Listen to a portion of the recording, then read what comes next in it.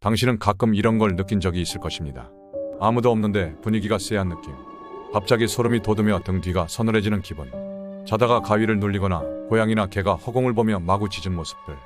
이런 것들이 귀신 때문이라고 단정할 수는 없지만 알 수 없는 어떤 기운, 귀신의 존재 때문이라고 하는 이야기는 늘 있어왔죠. 어쩌면 우리는 우리도 모르는 사이 귀신을 부르는 행동을 하고 있었는지도 모를 일입니다. 오늘은 일상 속에서 나도 모르게 했던 귀신 부르는 행동 10가지를 알아보겠습니다. 1. 불 꺼진 방에서 혼자 얘기한다. 귀신은 주로 침대 밑이나 발바닥 밑에 있는 경우가 많다고 합니다. 이때 혼잣말을 하게 되면 귀신에게 말을 거는 행위가 될 수 있다고 합니다. 2. 장롱을 열어놓고 잔다. 장롱은 저승과 이승의 통로 역할을 하기 때문에 이 문을 열어놓고 잠을 자면 귀신이 들어올 수 있다는군요. 3. 이불을 머리끝까지 뒤집어 쓰고 잔다. 보통 사람이 죽었을 때 이불을 머리끝까지 덮어주는데요.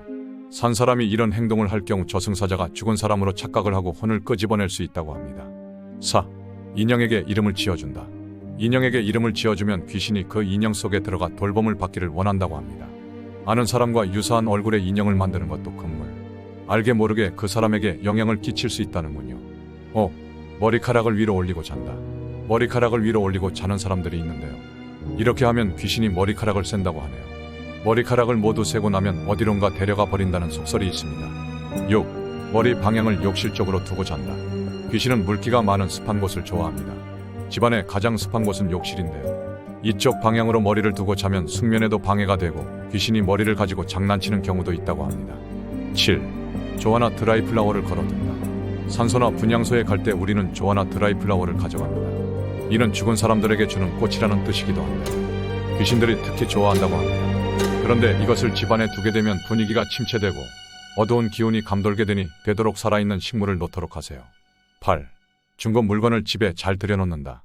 출처가 불분명한 가구, 옷, 신발 등의 물건을 조심해야 합니다.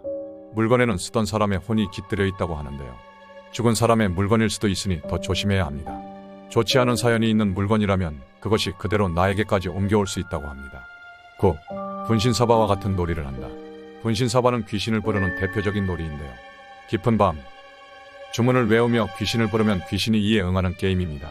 이로 인해 실제로 귀신이 와서 게임을 하던 사람이 실신하거나 알 수 없는 말과 행동을 하는 경우도 있었다고 하니 절대 하지 마시기 바랍니다. 10. 향을 피운다. 냄새를 제거하기 위해 향초 등을 피우는 사람들이 많이 있는데요. 이는 귀신들이 좋아하는 행위라고 합니다. 장례식장이나 제사를 지낼 때 향을 피우는 이유가 바로 이것입니다. 일상 중에서 향을 피우는 것도 이와 비슷한 작용을 하게 되어 귀신을 은연중에 부르게 되는 행위가 될 수 있다고 합니다. 여러분은 이 중 몇 가지를 해본 적 있으신가요?